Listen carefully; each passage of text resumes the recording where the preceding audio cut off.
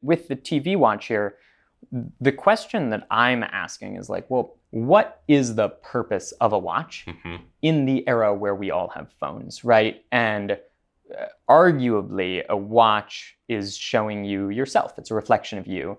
And I am carrying that to the logical extreme, right? And I think you can maybe see that. And I'm so happy with this one. This is really, really, really amazing.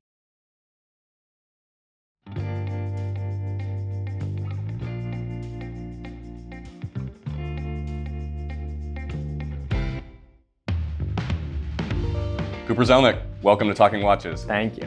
We're here on the Lower East Side of Manhattan in your studio. Why don't you start by explaining this space? Sure. So we are in a former halal taco shop turned custom watch studio here. And this is the place where we do our design work. And for many people, this will be their introduction to you and to Cloister. So let's just start high level. What is Cloister Watch Company? Cloister Watch Company is a design studio that reimagines vintage watches. So when you say reimagine vintage watches, what do you mean?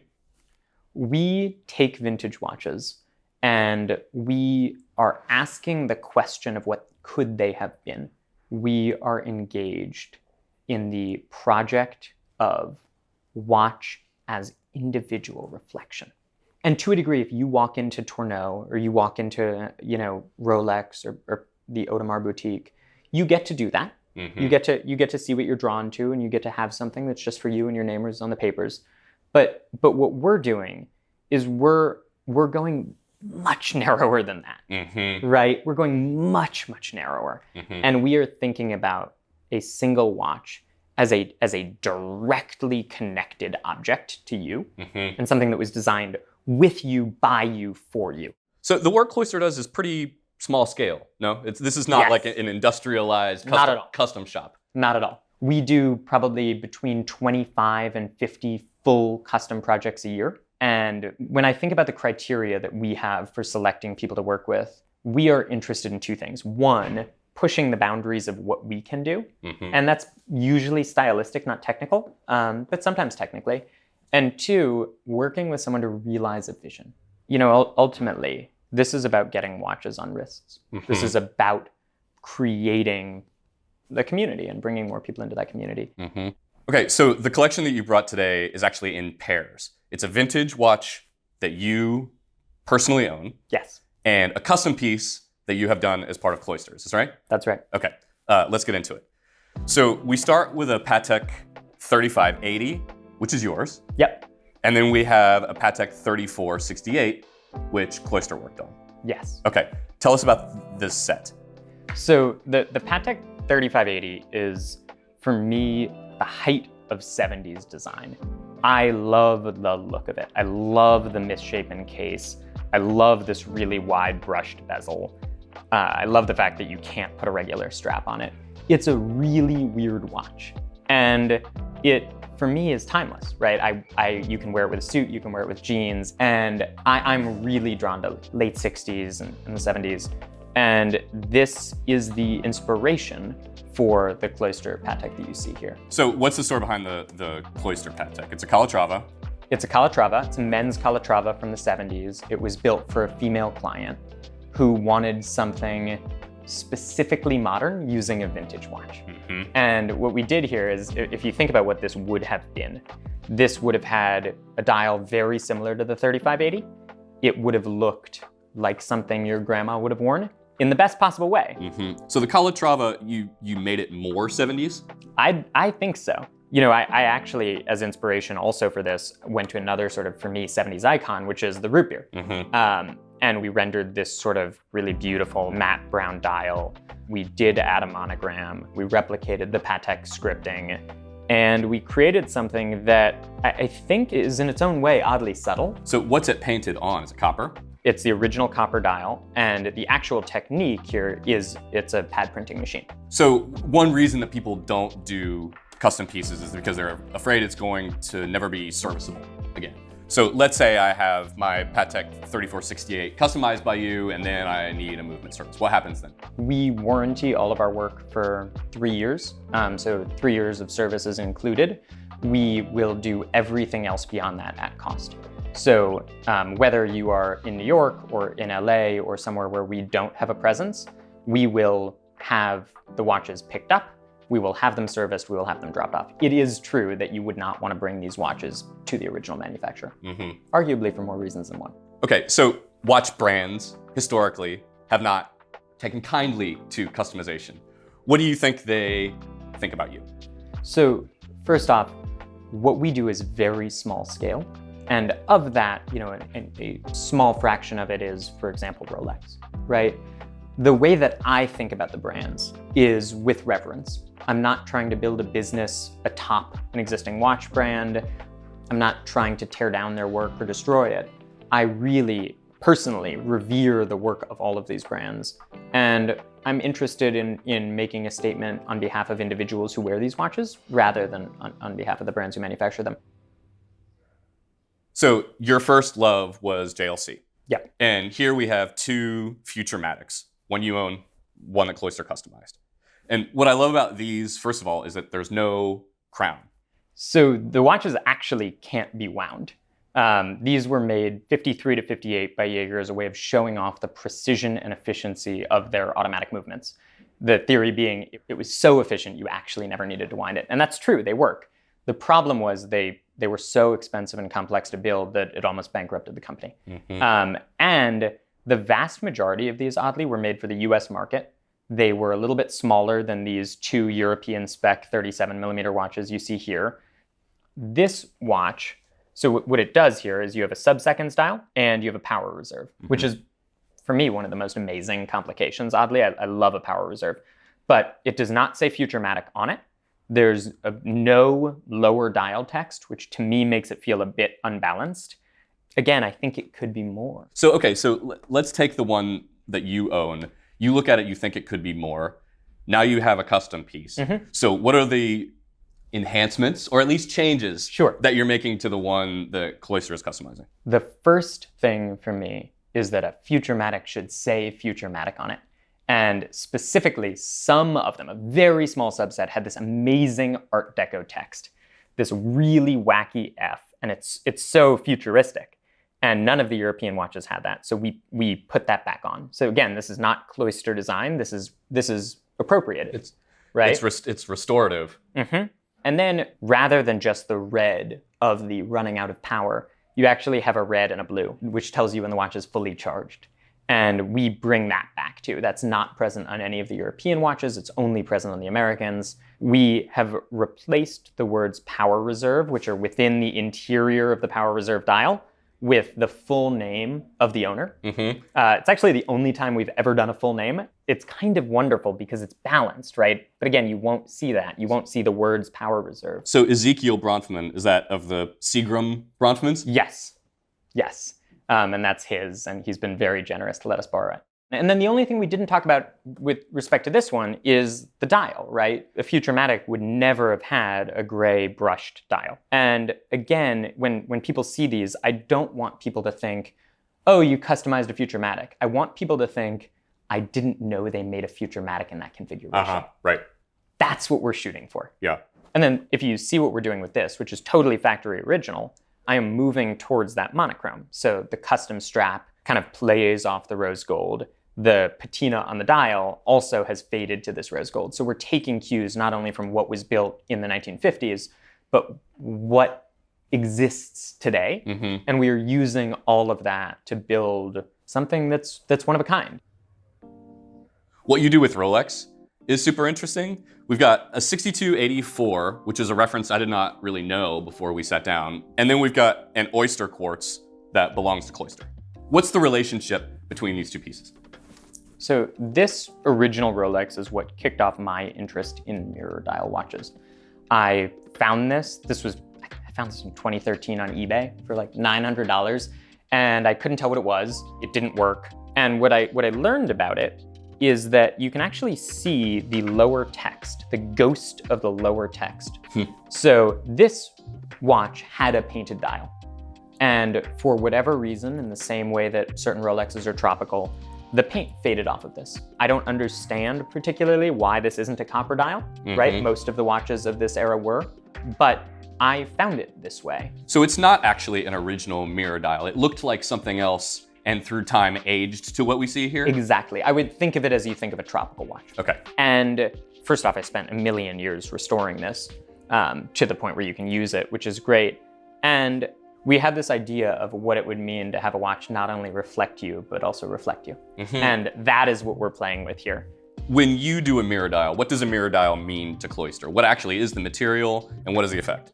Original copper dials plated in 18 karat white gold and then either polished or brushed. And then the oyster quartz, what's going on there? The oyster quartz for me is fascinating. It represents this big moment of doubt in Rolex's history, which I love. Yeah. It wasn't a success. It's an extraordinarily complex quartz watch for the era. I think what happened with the oyster quartz is they had this moment of real departure from their history. And I imagine it was scary. So if you look at most of the oyster quartzes, they look very much like date justs. From the dials, the bezels, right? The cases and bracelets are so fascinating, and the dials and bezels are boring. So I had owned one for a while, and when we were starting to first experiment with some of these mirror watches, the question I posed was, well, how can you reference the brushed finish of these wide bracelet links in a watch? And the first thing for me was we had to remove the date window. Yeah, for everybody out there who hates a Cyclops, you found your person. Yeah, I also really don't like a Cyclops. And it's not at all uncommon for Cloister to strip away a Cyclops window. Yeah, we do it by hand. We'll polish them off and leave the original crystals. So in this case, you actually added a stick marker where the date aperture would have been. That's correct. So how do you fill in the date window without showing the seams? You cut a piece of copper, you solder it in, you sand it down. It takes forever. And you can't see? You cannot see it here. No, you really can't. What's your beef with the Cyclops? Watches are about symmetry, right? And that's, by the way, that's why I love the futurematics so much. It's actually symmetrical. And the truth is a crown or crown guards or a Cyclops or a date window at 3 or 9 is not symmetrical. All right, we have a set of Vacherons here. We have one with a jadeite dial, that's yours. Yep. And then we have a TV screen case with a mirror dial. Yes. Okay, so dial for dial, what is jadeite and what is this watch? Jadeite is a semi-precious stone. This particular reference was done mostly in yellow with tiger eye, so the jadeite is quite rare. And it just has this incredible depth. It's beautiful. So the jadeite is a 7390, and then this sort of TV screen style 2096. What's the relationship between these two pieces? So I think there's a key relationship in case shape. They are not the same reference, but we are making this Vacheron monochromatic. With the TV watch here, the question that I'm asking is like, well, what is the purpose of a watch in the era where we all have phones, right? And arguably, a watch is showing you yourself. It's a reflection of you.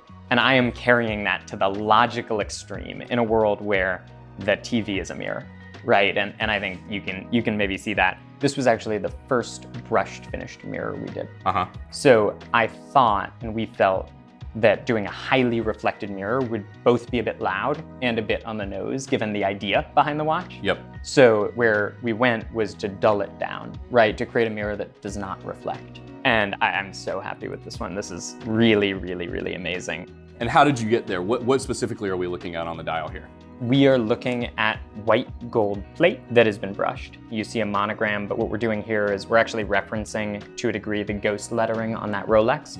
So the lettering is very, very similar. It's white that also, of course, references the metallic stitching, and there's so little here. And I love that. I think when people hear custom watches, they often think additive, and in this case, it's actually a process of reduction, of stripping away, of making it kind of more monochromatic, more minimal in a way. And much of our work is that.